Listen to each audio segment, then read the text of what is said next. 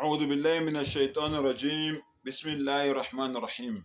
Ngicela Allah angivikele kusathane ongathandwa. Egameni lika Allah onomusa onesihawu. Assalamu alaikum wa rahmatullahi wa barakatuh. Ukuthula kube nani nonke nezibusiso zikaMdali zibe nani. Bafowethu, siloku sizamile nje ukuthi sivule abantu bakithi amehlo ngoba abazidukelanga badukisiwe. Right? Ngizama ukubonisa nje abafundi baka Yeshua ukuthi babebulawelani. Yini lento ababebulawela yona? Lalela ngisakhuluma nje ngoJakobe. Amazi nje kaJakobe la. NguJakobe bani manje? NguJakobe 2. Jakobe 2 iverse 14. Lalela. Ukuthi babebulawelani. Njengoba sisongelwa nje, njengoba sizingelwa nje, njengoba sesatshiswa nje, njengoba sithukwa nje, njengoba sihletshwa nje, sihletshelwani? Kungani sizingelwa? Kungani sisongelwa? Lalela ukuthi abafundi bakaYeshua yini le ababebulawela yona.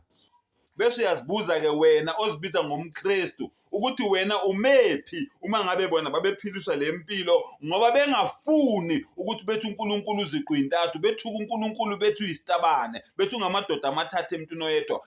Kungani wena usaqhubeka nokukusho lokho? Libe likutshela ukuthi babebulawa abantu ukuthi beshiswe leyo nto leyo, bakholiswe yileyo nto leyo ngenkani. Lalela ukuthi wayethini lo mfundi lo owabulawa uHerod. Kusizani bazalwane bami uma umuntu ethi unokukholwa kepha engenayo imisebenzi na. Uzwile ngikade ukukhothela manje kwiQuran. Manje ngikade ukukhothela kabura maktan inda Allahi an taqulu ma la taf'alun. Abekho abantu Allah abanyanya njengabantu abakhuluma into bebebenze okunye. Uyamuza uthini uJakobe? Uyaphinda futhi naye usho same words the Quran. Kusizani bazalwane bami uma umuntu ethi unokukholwa kepha engenayo imisebenzi na. Ukukholwa kungamsindisa na. Uma umzalwane noma umzalwanekazi behambaze beswela ukudla kwemihla ngemihla, kusho omunye kini kubo ukuthi hambani nibe nokuthula, nifudumale, nisuthe, kepha ningabaphi lokho okudingwa ngumzimba. Lokhu kusizani? Umuntu uyafika kuwe, mfundisi, akunakudla lapha endlini, wena uthi mzalwana asiguqe sithandazo. Akashongo lo muntu ukuthi ngishoda ngomthandazo. Uthe abantwana banakudla endlini, khipha imali umnike ayothenga ukudla, athengele abantwana. Ungazomtshela ukuthi akathandaza. Akashongo ukuthi ngishoda ngomthandazo.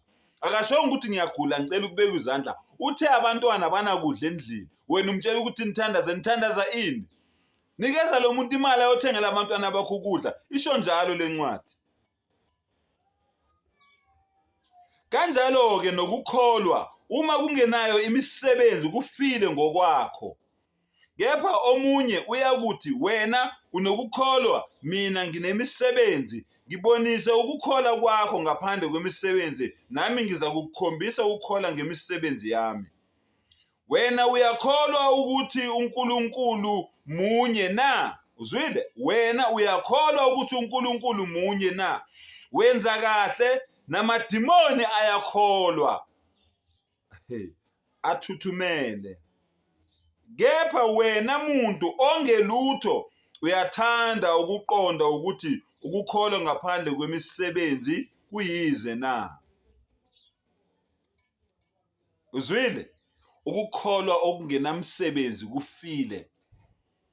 So nonke nina enithi niyakholwa kepha imisebenzi yenu ibe ibonisa ezinye izinto, ukukholwa kwenu kufile. Akusho mina, funda nawe. Bengitshelile ngathi ngiphethe uJakobe 2, ngiqale kuverse 14, ngagcina kuverse bani?